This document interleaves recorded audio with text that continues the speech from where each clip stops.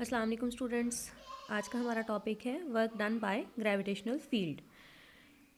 अब सबसे पहले तो हम डिफ़ाइन करेंगे कि ग्रेविटेशनल फील्ड है क्या। The region around the earth in which gravitational force acts on a body is called gravitational field. वो स्पेस अराउंड द अर्थ जिसमें बॉडी जो है उसके ऊपर ग्रेविटेशनल फोर्स एक्ट करती है, उस रीजन को हम ग्रेविटेशनल फील्ड का नाम देते हैं। अब जो भी बॉडी ग्रेविटेशनल फील्ड में मूव करेगा उसके ऊपर जो है वो ग्रेविटेशनल फोर्स वर्क करेगी। अगर डिस्प्लेसमेंट की डायरेक्शन होगी ग्रेविटेशनल फोर्स वाली तो वर्क जो है वो पॉजिटिव होगा, और अगर डिस्प्लेसमेंट जो है वो अगेंस्ट द ग्रेविटेशनल फोर्स होगा तो इस केस में वर्क जो है वो नेगेटिव होगा। मीन्स ग्रेविटी क्या है? अर्थ की पुल है, ठीक है, अर्थ की ग्रेविटेशनल पुल है।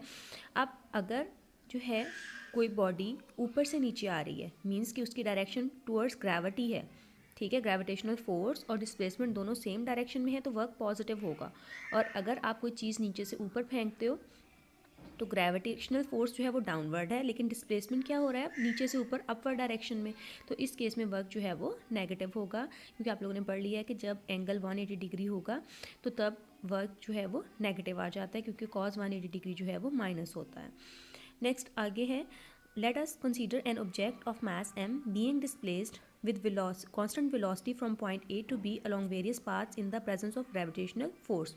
अब फिगर में देखें कि एक पाथ है जिसमें कोई भी पार्टिकल जो है वो मूव करवाया जाता है फ्रॉम A टू B। अब यहाँ पर 3 डिफरेंट पाथ्स जो हैं वो कंसीडर किए गए हैं कि A से B तक जाने के लिए पहला पाथ क्या है कि आप A से D पे मूव करें, फिर D से जो है वो आगे B पे मूव करें, ठीक है।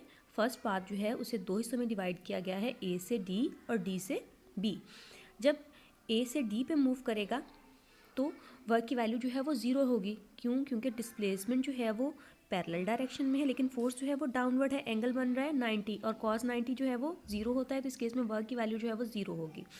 और जब D से B तक जाएगा तो इस केस में ग्रेविटेशनल फोर्स डाउनवर्ड है, लेकिन डिस्प्लेसमेंट जो है वो अपवर्ड है, एंगल कितना बन रहा है 180 डिग्री, तो इस केस में वर्क जो है वो नेगेटिव होगा और वो आ जाएगा -mgh के साथ।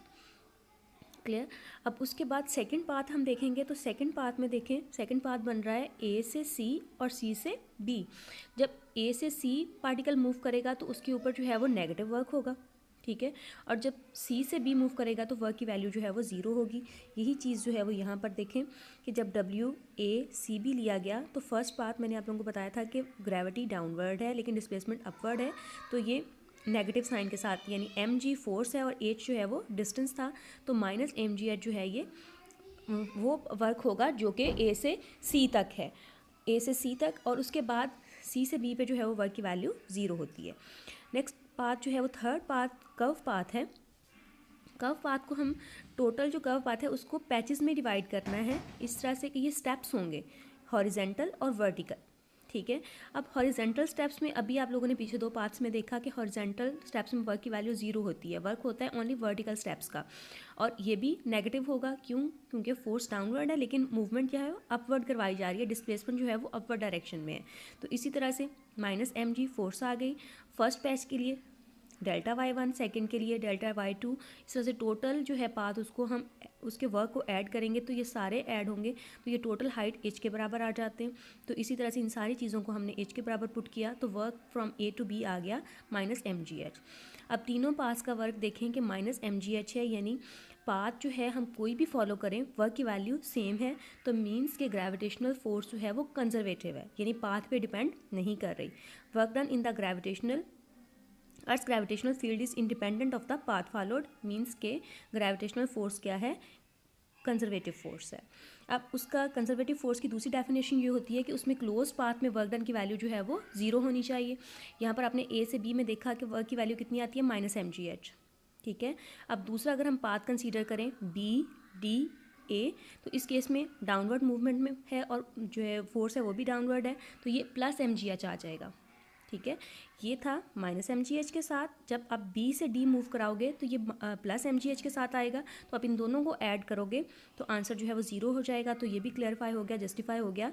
The field in which the work done be independent of the path followed and the work done in a close path be zero is called conservative field.